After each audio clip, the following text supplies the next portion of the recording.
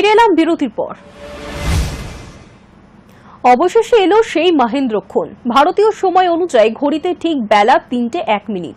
শুভাংশু শুক্লা সহ ৪ নভোচারকে নিয়ে ভাসতে ভাসতে প্রশান্ত মহাসাগরে নেমে এলো স্পেস এক্স এর মহাযান ড্রাগন।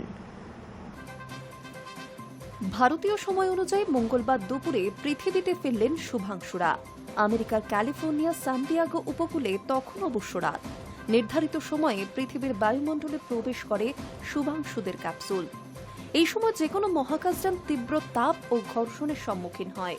এই সময়ে ক্যাপসুলের গতি ছিল ঘণ্টায় ২৮,০০০ কিলোমিটার। ধীরে ধীরে তা কমতে কমতে ২৪ কিলোমিটার প্রতি ঘণ্টায় নেমে আসে। এরপর একে একে খুলে যায় ৪টি প্যারাশুট। ভাসতে ভাসতে প্রশান্ত মহাসাগরে নেমে আসে ড্রাগন। প্রশান্ত মহাসাগরে আগে থেকেই প্রস্তুত রয়েছে রিকভারি ভেহিকল। তৈরি রয়েছে স্পেস এক্স এর একটি দল। তারা পৌঁছে গিয়েছে শুভাংশুদের ক্যাপসুলের কাছে।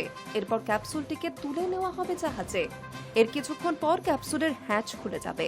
ভিতর থেকে বার করে আনা হবে ৪ নভোচারকে। সেখানে চলবে বিবিধ মেডিকেল পরীক্ষা। ঘরের ছেলে ঘরে ফেরা নিয়ে ইতিমধ্যেই উচ্ছ্বাস শুরু হয়ে গিয়েছে শুভাংশুর শহর লখনৌয়ে। শুভাংশুর বাবা শম্ভু দয়াল শুক্লা ও মা আশা শুক্লা সংবাদ মাধ্যমকে জানিয়েছেন, ছেলের এই সাফল্যে তারা গর্বিত। গত ২৫শে জুন ফ্লোরিডার কেনেডি স্পেস সেন্টার থেকে আইএসএস এর উদ্দেশ্যে পাড়ি দিয়েছিলেন শুভাংশুরা। নাসার এক্সিয়াম 4 নামে এই অভিযানে ভারতীয় নভোচার ছাড়াও রয়েছেন ক্রিউ কমান্ডার পেগি হুইটসন, মিশন বিশেষজ্ঞ স্লাউস ইউজনেস্কি এবং টিবর কাপু। ১৮ দিন আইএসএস এ কাটানোর পর সোমবার শুভাংশুদের প্রত্যাবর্তন শুরু হয়। নির্ধারিত সময়ের একটু পরেই ভারতীয় সময় বিকেল ৪:৪৫ মহাকাশ কেন্দ্র থেকে বিচ্ছিন্ন হয় শুভাংশুদের মহাকাশযান। শুরু হয় পৃথিবীর দিকে ফিরতি যাত্রা। ২৩ ঘণ্টা দীর্ঘ সে যাত্রা শেষে ফিরলেন ৪ নভোচার। তবে এখানেই শেষ নয়। বিশেষজ্ঞরা জানাচ্ছেন, ফেরার পরেও দীর্ঘ প্রক্রিয়া অপেক্ষা করে রয়েছে শুভাংশুদের জন্য। প্রথমেই নভোচারদের বেশ কয়েক দফা মেডিকেল পরীক্ষা করা হবে। এতদিন মহাকাশের মাধ্যাকর্ষণহীন পরিবেশে কাটানোর পর পৃথিবীতে ফিরে মানিয়ে নিতে অসুবিধা হয়।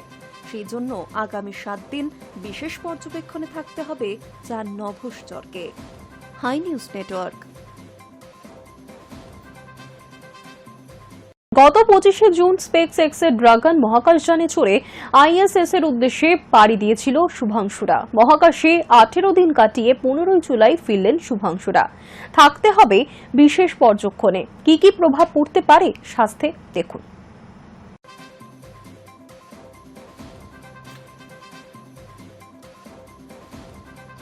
গত ২৫শে জুন স্পেস এক্স এর ড্রাগন মহাকাশযানে চড়ে আইএসএস এর উদ্দেশ্যে পাড়ি দিয়েছিলেন শুভাংশুরা। তার সঙ্গে ছিলেন এক্সিয়াম 4 এর ক্রু কমান্ডার পেগি হুইটস্টন, মিশন বিশেষজ্ঞ স্লাউস উজানস্কি এবং টিবর কাপু। ১৮ দিন মহাকাশে কাটানোর পর মঙ্গলবার তারা ভূপৃষ্ঠে অবতরণ করে। বিশেষজ্ঞরা জানাচ্ছেন, এখন থেকে দীর্ঘ প্রক্রিয়া অপেক্ষা করে রয়েছে শুভাংশুদের জন্য। এতদিন মহাকাশের মাধ্যাকর্ষণহীন পরিবেশে কাটানোর পর পৃথিবীতে ফিরে মানিয়ে নিতে অসুবিধা হবে নভোচারদের। সেজন্য ফেরার পর ৭ দিন ধরে বিশেষ পর্যবেক্ষণে থাকতে হবে শুভাংশুদের। মানব দেহ যেহেতু মাধ্যাকর্ষণহীন পরিস্থিতিতে কাজ করার জন্য তৈরি নয়, তাই মহাকাশের মাধ্যাকর্ষণ শূন্যতার সঙ্গে খাপ খাইয়ে নিতে সময় লাগে নভোচারদের। দেখা যায় নানা শারীরিক সমস্যাও, যা খুব উদ্বেগের না হলেও নেহাত ফেলনাও নয়। মহাকাশের মাইক্রোগ্র্যাভিটি পরিস্থিতি শরীরের মধ্যস্থ তরল ও রক্তচাপের ওপর প্রভাব ফেলে। শরীরের তরল পদার্থ উপরের দিকে বইতে থাকে, যার ফলে মস্তিষ্কে তরল জমা হয়, মুখমণ্ডল ফুলতে থাকে, নানা শারীরবৃত্তীয় প্রক্রিয়াতেও হেরফের ঘটে। এর ফলে মহাকাশে যাওয়ার পর প্রথম কয়েকদিন বেশিরভাগ মহাকাশচারীদের অসুস্থতা, বমি বমি ভাব এবং মাথা ঘোরার মতন উপসর্গ দেখা দেয়। একে বলে স্পেস সিকনেস। তাছাড়া শূন্য মাধ্যাকর্ষণ থাকার কারণে পাল্লা দিয়ে কমতে থাকে হাড়ের ওজন, ভঙ্গুর হয়ে পড়ে হাড়, যা অস্টিওপোরোসিসের আরেক নামান্তর। এসব দিক থেকে নিজেদের চাঙ্গা রাখতে আন্তর্জাতিক মহাকাশ স্টেশনে নিয়মিত ব্যায়াম করতে হয় নভোচারদের। চোখের মনির আকার বদলে যায়, রেটিনার গঠনগত পরিবর্তন হয়, চোখে রক্ত সঞ্চালনও কমে যায়, কখনো কখনো দৃষ্টিশক্তিও কমে যায় মহাকাশচারীদের। মহাজাগতিক রশ্মি এবং ক্ষতিকর সৌর বিকিরণের সংস্পর্শে বেশিক্ষণ থাকলে ক্যান্সারের ঝুঁকি বেড়ে যায়। ক্ষতিকর বিকিরণের কতটা শরীর দ্বারা শোষিত হচ্ছে তা মাপার জন্য ডোসিমিটার নামে এক যন্ত্র পড়ে থাকতে হয় নভোচারদের। High news network. দীর্ঘ বছর কুড়ি আগে সক্রিয় রাজনীতির সঙ্গে দূরত্ব শুরু হয়েছিল তার। তবে সাম্প্রতিককালে রাজ্য বিজেপির প্রাক্তন সভাপতি হিসেবে তাকে রাজনীতিতে সক্রিয় হতে দেখা যায় বেশ কিছু সাংগঠনিক কর্মসূচির মাধ্যমে। কিছু ক্ষেত্রে প্রবীণ নেতা হিসেবে তার মতামতকে গুরুত্ব দিচ্ছে দল। সেই থেকেই শুরু জল্পনা। এবার সমস্ত জল্পনার অবসান ঘটিয়ে রাজ্য বিজেপির প্রাক্তন সভাপতি অসীম ঘোষের নাম ঘোষিত হল রাজ্যপাল হিসেবে।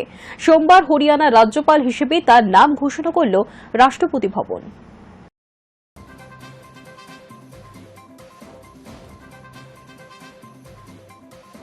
ফের রাজনীতিতে সক্রিয় রাজ্য বিজেপির শেষ নির্বাচিত সভাপতি অসীম ঘোষ পেলেন নতুন দায়িত্ব। শীঘ্রই চণ্ডীগড় পৌঁছে নতুন দায়িত্ব নিজের হাতে তুলে নেবেন প্রবীণ এই নেতা। সক্রিয় রাজনীতির সঙ্গে দূরত্ব শুরু হয়েছিল বছর কুড়ি আগে। তবে সাম্প্রতিককালে রাজ্য বিজেপির প্রাক্তন সভাপতি হিসেবে তাকে রাজনীতিতে সক্রিয় হতে দেখা যায় বেশ কিছু সাংগঠনিক কর্মসূচির মাধ্যমে। কিছু ক্ষেত্রে প্রবীণ নেতা হিসেবে তার মতামতকে গুরুত্ব দিচ্ছে দল। সেই থেকেই শুরু জল্পনা। এবার সমস্ত জল্পনার অবসান ঘটিয়ে রাজ্য বিজেপির প্রাক্তন সভাপতি অসীম ঘোষের নাম ঘোষিত হল রাজ্যপাল হিসেবে। সোমবার হরিয়ানার রাজ্যপাল হিসেবে তার নাম ঘোষণা করল রাষ্ট্রপতি ভবন। 2002 সাল পর্যন্ত অসীম দলের রাজ্য সভাপতি পদে ছিলেন। তার মেয়াদ শেষ হতেই রাজ্য বিজেপিতে তথাগত রায় সভাপতি পদে বসেন। এরপর অসীম ঘোষ দলের অভ্যন্তরীণ সমীকরণের কারণে ধীরে ধীরে সক্রিয় রাজনীতির সঙ্গে দূরত্ব তৈরি করে। একটা সময়ে প্রায় নিশ্চিহ্ন হয়ে গিয়েছিলেন প্রবীণ এই নেতা। পশ্চিমবঙ্গ থেকে অসীম ঘোষ চতুর্থ ব্যক্তি যিনি রাজ্যপালের দায়িত্ব পেলেন। সিদ্ধার্থ শঙ্কর রায়, বিষ্ণুকান্ত শাস্ত্রী ও তথাগত রায়ের পর অসীম ঘোষ প্রত্যেকেই পশ্চিমবঙ্গের রাজনৈতিক ব্যক্তিত্ব যারা রাজ্যপালের দায়িত্ব পেলেন। Hi news network.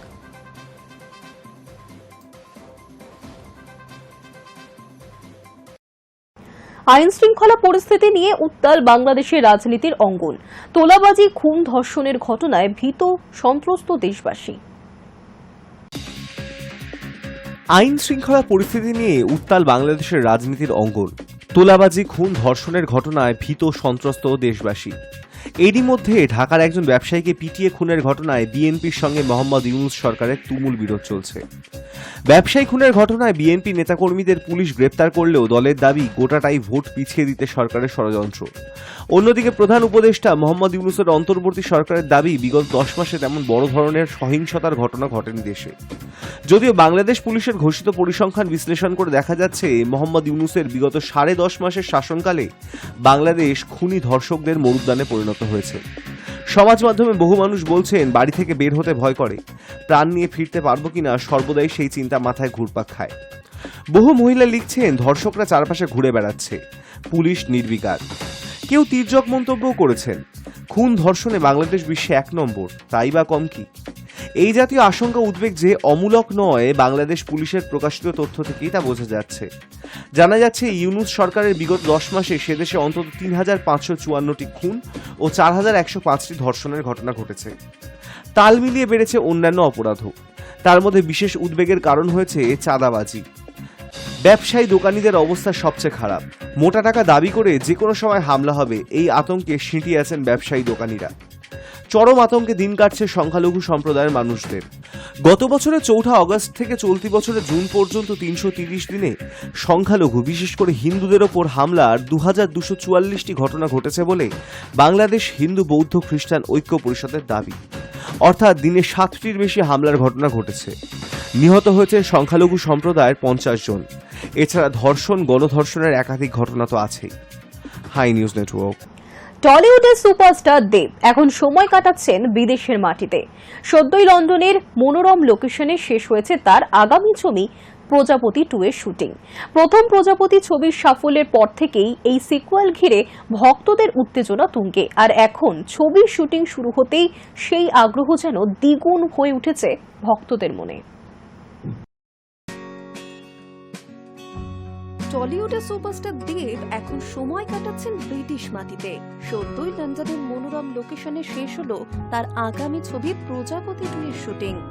প্রথম প্রজাপতি ছবির সাফল্যের পর থেকেই এই সিকুয়েল ঘিরে ভক্তদের উত্তেজনা তুঙ্গে।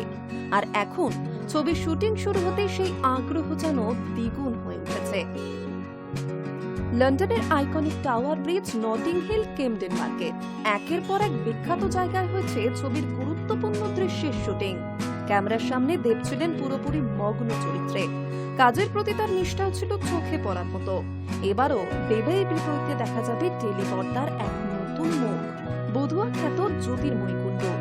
জীবনের প্রথম ছবিতেই টলিউডের প্রথম সারির নায়কের সাথে স্ক্রিন শেয়ার। স্বপ্নের থেকেও বেশি কিছু এই মুহূর্ত জ্যোতির্ময়ীর কাছে। আর লন্ডনের রোদ ঝলমলে আকাশের নিচে দেবের সঙ্গে এক ফ্রেমে ধরা দিয়ে সেই স্বপ্ন যেন আরো রঙিন করে তুলেছেন তিনি। ছবির সেট থেকে দেব ও জ্যোতির্ময়ীর কয়েকটি ছবি ইতিমধ্যেই ভাইরাল সোশ্যাল মিডিয়ায়। দেবের ফ্যানরা বলছেন সুপারস্টার যেন আগের থেকেও বেশি ইয়াং। প্রসঙ্গত, গত কয়েক বছরে দেবের সঙ্গে টেলিপর্দার অভিনেত্রীদের রসায়ন দর্শকদের নজর কেড়েছে। প্রজাপতি ছবিতে শ্বেতা ভট্টাচার্য, প্রধানে সৌমিত্রিষা কুণ্ডুর পর এবার প্রজাপতি 2-তে জ্যোতির্ময়ী। ফলে ছোট পর্দার নায়িকাদের টলিউডে নিয়ে আসার যে নতুন ধারা দেব শুরু করেছেন তা আরো দৃঢ় হলো। প্রজাপতি 2-এ ইদিকার অনুপস্থিতি নিয়ে ধোঁয়াশা থাকলেও শেষমেশ জানা যাচ্ছে এই ছবিতেও ইদিকা আছেন একটি গুরুত্বপূর্ণ চরিত্রে। পরিচালনায় রয়েছেন অভিজিৎ সেন। তার কথায় প্রজাপতি 2 মূল গল্পের ধারাবাহিকতায় হলেও এবার চরিত্রগুলো আরো গভীর আবেগময়। দেবের চরিত্রটা এবার এক নতুন জীবনের খোঁজে, আর লন্ডনের পটভূমি সেই যাত্রাকে দারুণভাবে সমর্থন করেছে। শোনা যাচ্ছে এই ছবিতে চমক হিসেবে থাকছেন এক জনপ্রিয় ব্রিটিশ ইন্ডিয়ান অভিনেত্রীও, যিনি দেবের সঙ্গে স্ক্রিন শেয়ার করবেন। যদিও প্রযোজনা সংস্থা এই নিয়ে মুখ খুলতে নারাজ। অন্যদিকে শুটিং এর ফাঁকে দেবও সোশ্যাল মিডিয়া ভক্তদের সঙ্গে ভাগ করে নিয়েছেন নানা বিহাইন্ড দ্য সিন মুহূর্ত। ইনস্টাগ্রামে দেব লেখেন, নতুন শহর, নতুন গল্প, মন কিন্তু সেই আগেরটাই, যা নিমিষেই ভাইরাল হয়ে পড়ে। সব মিলিয়ে টলিউডে এখন চর্চার কেন্দ্রবিন্দুতে প্রজাপতি 2। দর্শকদের জন্য সুখবর, এই প্রতীক্ষিত ছবি মুক্তি পাবে 2025-এর শীতকালে। আর দেব ভক্তদের কাছে এ যেন বছরের সবচেয়ে বড় উপহার। Hi news network. নজর রাখবো ওয়েদার আপডেটে। নিম্নচাপের জেরে মঙ্গলবারও গাঙ্গেয় পশ্চিমবঙ্গে দিনভর বৃষ্টির সম্ভাবনা রয়েছে। ঝড় বৃষ্টির পূর্বাভাস রয়েছে রাজ্যের অন্য জেলাগুলিতেও। মঙ্গলবার রাজ্যের 11 জেলায় ভারী বৃষ্টির সম্ভাবনা রয়েছে।